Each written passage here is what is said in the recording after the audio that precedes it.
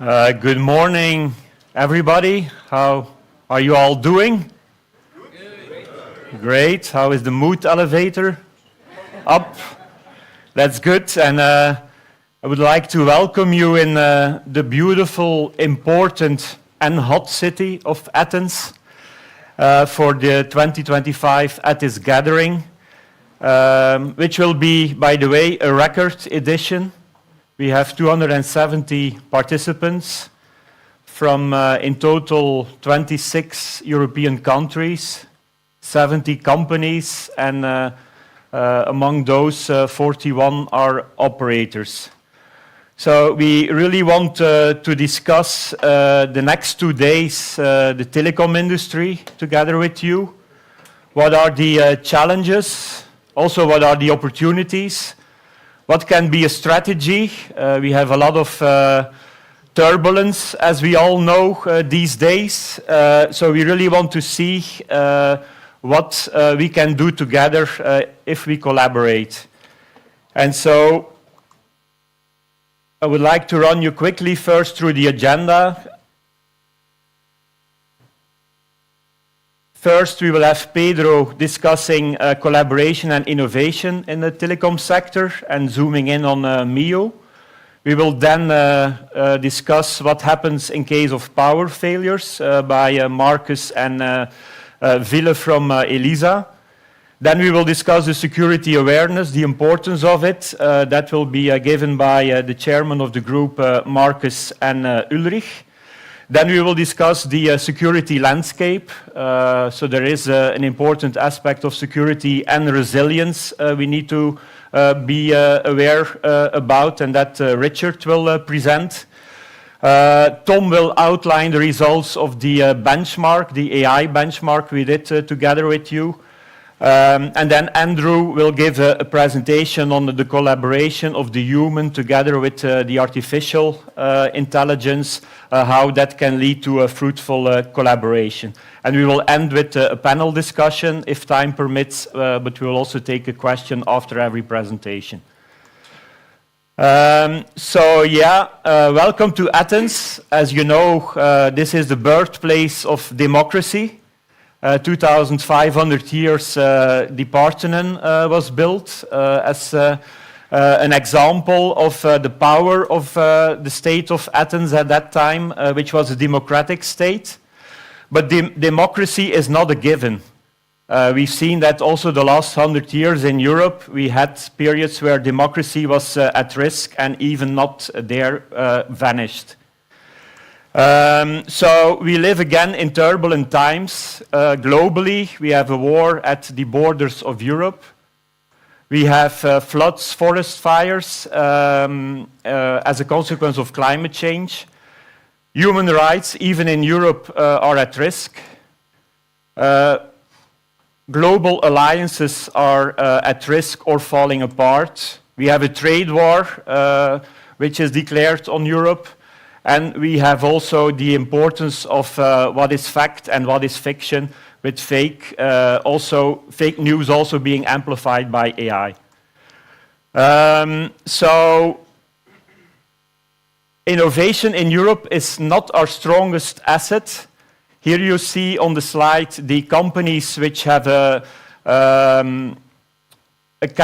market capitalization of over 10 billion euros, which were created the last 50 years. So it's not the existing companies before, it's the ones which were newly created the last 50 years. So Spotify is the biggest one, and we have several other ones. But we don't have any company with a market capitalization of over 100 billion euros. If we compare that with the US, the same picture on the right-hand side, you see again our results. And the size of the bubble is directly proportional to the market capitalization. So you see, of course, the Magnificent Seven on the left, dominating the new companies, but plenty of other ones in the US, which are bigger than what we accomplished so far in Europe. So here you have the Magnificent Seven, which are dominating also the digital world, our digital world, where we are an important player of. And so we will definitely also discuss how we have to position ourselves in these turbulent times, where also sovereignty becomes important. It's not all doom and gloom, although the telecom sector is not doing that well the last decade. You see that there is a revival. This is the market performance of the 600 biggest telecom companies in Europe. So the last 2 years were on the rise, so things are going better. So that's definitely something we need to continue. So now what shall we do, and what can we discuss the next 2 days? We can of course say it's all doom and gloom, and we can become depressed, but I don't think that is the right attitude to act. I think we have to act differently. I think Einstein said that you can do more of the same and hope for a different result, but it's not the best strategy. I think we need to act differently and we need to push the reset button. But the glass is half full. I will come back to that. So we are in Greece. It's not only, and Athens, it's not only the cradle of democracy, but you also had 2,500 years, a lot of big thinkers. And just as a joke, I asked ChatGPT, what would Socrates have done? And I've put in the 5 previous slides, the turbulent times. And he said that, or ChatGPT said that Socrates would have said that we have to challenge leaders, but also ourselves as a citizen, but also as an employee. What are your motives? Is it only more power, or are you looking for the common good? Do you question the morality of your actions? Are your actions ethical? And it's more important, according to Socrates, to seek wisdom and not only be interested in power. So for Socrates, stability comes from justice, dialogue, engaging in dialogue with one another, not bullying each other and just try to get your part by being the bully. And a shared commitment to the common good is important. And so that's definitely something we want to discuss here as an industry. So you have some quotes in my presentation, but this is another one. Okay, we are in turbulent times, so again, this is just a repetition. The recipes of yesterday will not work. We need to have different recipes and cook another meal. According to some people, some important people in the western part of the world, economy is a zero-sum game. If I win, you will lose, and if I want to win, I will have to take things from you. Is that something we agree with? Or is it still possible to go for a win-win? Nobody talks about win-win anymore on a geopolitical level. We will come back to that also with the tribalization going on in the world, the end of globalization. And in this respect, I like the quote a lot of JF Kennedy, not the current Kennedy, but JF Kennedy, which said that a rising tide lifts all boats. It's not only yourself which will benefit, or your own company which will benefit from your actions. If you work together, you can lift up everybody, which was, by the way, what globalization had as a consequence the last couple of decades. So what should we do? I used to have an American N+1 at Proximus, and he always said, hope is not a strategy. We have to be positive and we have to hope for the best, but we need to be prepared for the worst. So we need to have different scenarios. We need to do scenario planning. We need to see what are the options ahead of us, and as every day, depending on the latest tweet of some person, there can be a new turbulence. We need to be able to change gear wherever needed. The good news is that in Europe, in fact, we have the direction which we should go into. We have the Draghi report, which was published last year, which is, and I've again used the metaphor of Athens with the temple, but you have three pillars in this temple. One pillar is that we really have to bridge the innovation gap, not only with making documents and acts and making more regulation, but also by really innovating so that the result will be there and that the companies will flourish. In the European economy, we need to become more competitive. We are really lagging on competitiveness. So this is also for Draghi an important pillar.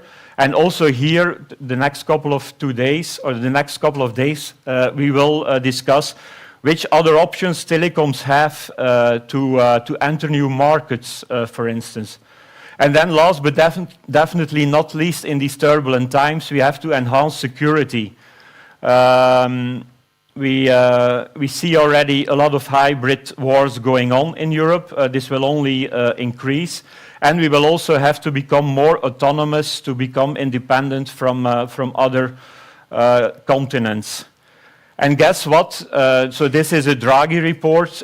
These priorities, as outlined by Draghi, are also the themes of many of the sessions we will have the next 2 days. It is all about AI. It is about how to become more competitive, and it's about how to become more resilient. So, just 3 examples, bridging the innovation gap. We will discuss a lot Gen AI and the status currently, thanks to that. We will start agentic AI, also with speakers from Asia who will show what they're doing already with agentic AI. And I just mentioned I/O as a third example because, again, as an example of the dominance, I would say, of the US. Last week, Sam Altman and Jony Ive announced that they're working on the next device, so what will replace the smartphone, also using all the power of AI as part of it, and it's unclear whether it will be glasses or whatever, so it's of course also very top secret what they're doing, but here we in Europe, again, we seem to follow and wait for what will be decided by the others. Related to the new verticals we can enter, we did an interesting series of webinars together with FTI Delta, who is also present here, and they identified, in fact, 14 verticals where a telecom operator can enter to make new revenues on top of the connectivity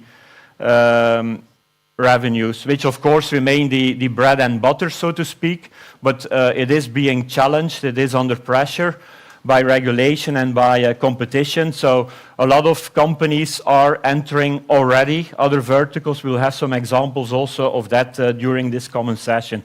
So I'm not going to mention all 14, but when we did a survey, a pre-survey, during a webinar before the gathering, I think energy was number 1, but we will discuss also other ones like insurance during the ETIS gathering. Security and resilience.